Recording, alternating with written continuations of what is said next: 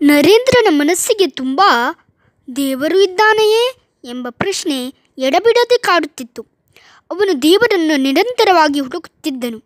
ವಿಶ್ವನಾಥ ದತ್ತ ಬಹಳ ವೈಚಾರಿಕ ಮನೋಭಾವವನ್ನು ಹೊಂದಿದರು. ಒಂದು ಬಾರಿ ಕಲಕತ್ತೆಯಲ್ಲಿ ಸಿಂಹಾವಳಿಯ ಸುರೇಂದ್ರನಾಥರ ಮಿತ್ರರ ಮನೆಯಲ್ಲಿ ವಿಶೇಷವಾದ ಸಮಾರಂಭವನ್ನು ಆಯೋಜಿಸಲಾಗಿತ್ತು.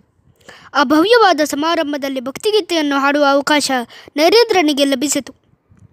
ರಾಮಕೃಷ್ಣ ಪರಮಹಂಸರು ಅಂದು ಅತಿಥಿಯಾಗಿ ಆಗಮಿಸಿದ್ದರು.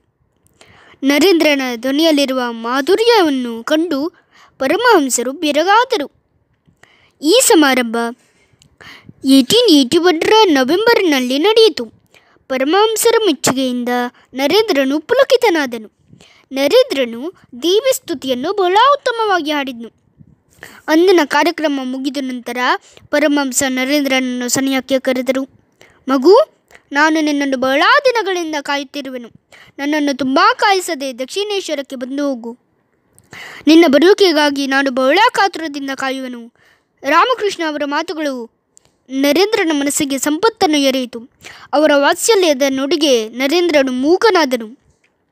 ನರೇಂದ್ರನ ಮನಸ್ಸಿಗೆ ತುಂಬ ಧಾರ್ಮಿಕ ವಿಚಾರಗಳು, ವೈರಾಗ್ಯದ ಭಾವನೆಗಳು ಕಂಡು ತಂದೆ ತಾಯಿಗಳು ಕೆಲಕಾಲ ದುಃಖಿಸಿದರು.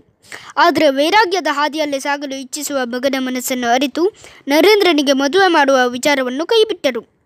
ನರೇಂದ್ರನ ಮನಸ್ಸಿಗೆ ತುಂಬ ಗೊಂದಲಗಳು.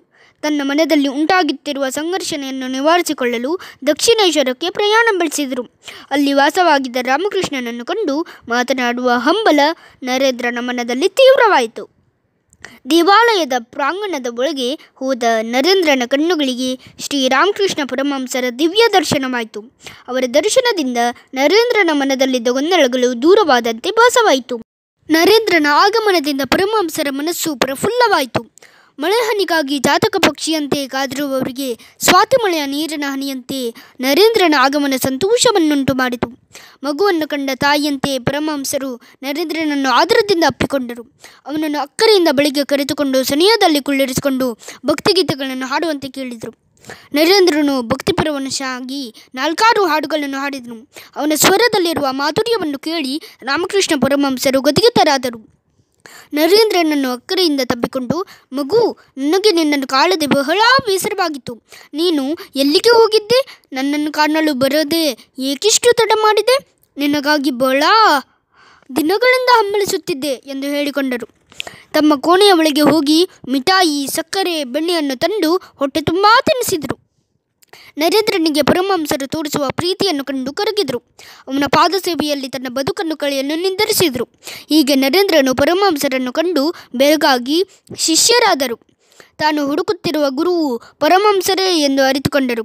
ಅವರ ಸಾಂಗತ್ಯದಲ್ಲಿ ನರೇಂದ್ರನ ಮನಸ್ಸು ಹಗೂರವಾಯಿತು. ತಾನು ಪುಣ್ಯ ಪುರುಷನನ್ನು ಭೇಟಿ ಮಾಡಿದೆ ಎಂದು ಭಾವಿಸಿದರು. ಹೀಗೆ ನರೇಂದ್ರನು ಮನಸ್ಸಿಗೆ ಗೊಂದಲವನ್ನು ನಿವಾರಿಸಿಕೊಳ್ಳಲು ರಾಮಕೃಷ್ಣ ಪರಮಹಂಸರ ಬಳಿಗೆ ತೆರಳಿದರು. ಅಂದಿನಿಂದ ಗುರು ಶಿಷ್ಯರ ಬಾಂಧವ್ಯ ಪ್ರಾರಂಭವಾಯಿತು.